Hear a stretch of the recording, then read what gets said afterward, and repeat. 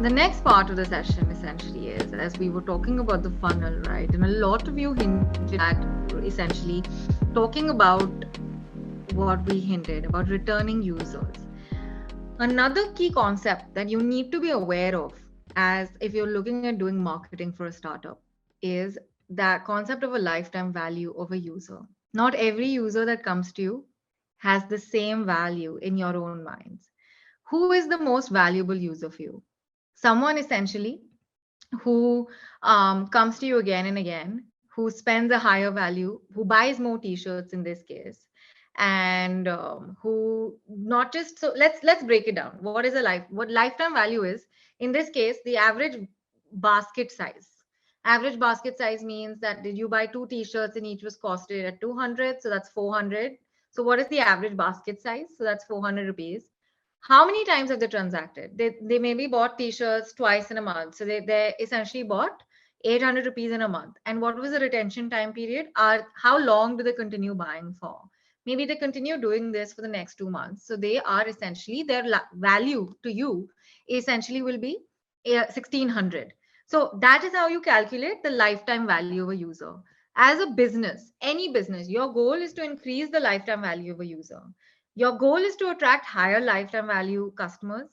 And what happens is that because of a customer has higher lifetime value, they're likely to have higher loyalty and higher advocacy, which makes your marketing job easier by getting you more of the earned media, essentially. So your goal needs to be to increase your lifetime value.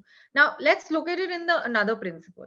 For essentially a newspaper, like let's look at The Economist. I've been giving you two different models throughout. If I was to talk about this, their goal is for you to read as many articles, because the more articles that you read, you'll also find more advertisements in the corner. That's how they are also capitalizing on that.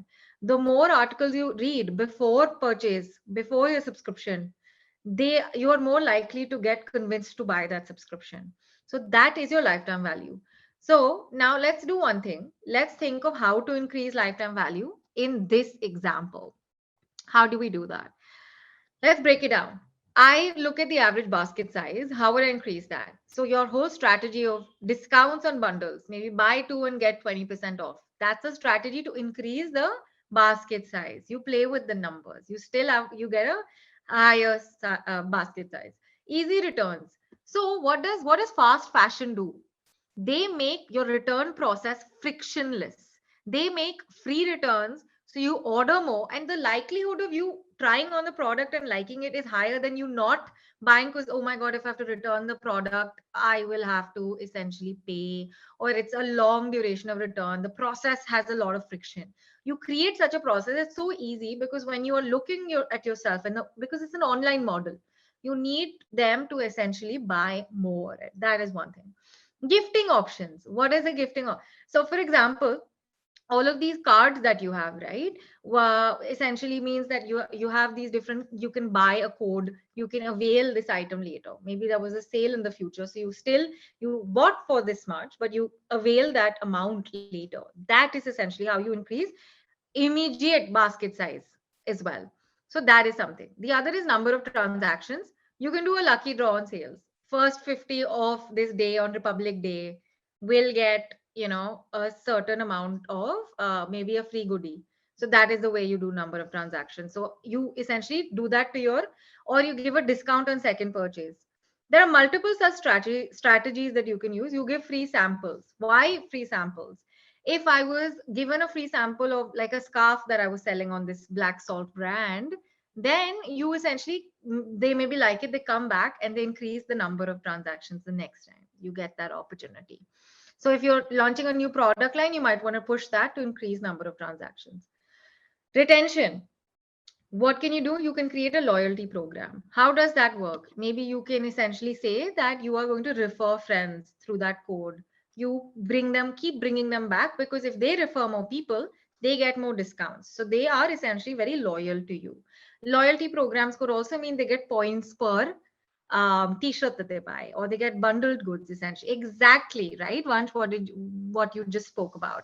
How Starbucks has its own loyalty program. But did you know, with the Starbucks piece, their loyalty program isn't just to get you to buy more, it is also to save on the fee that they give every time that you swipe a credit card.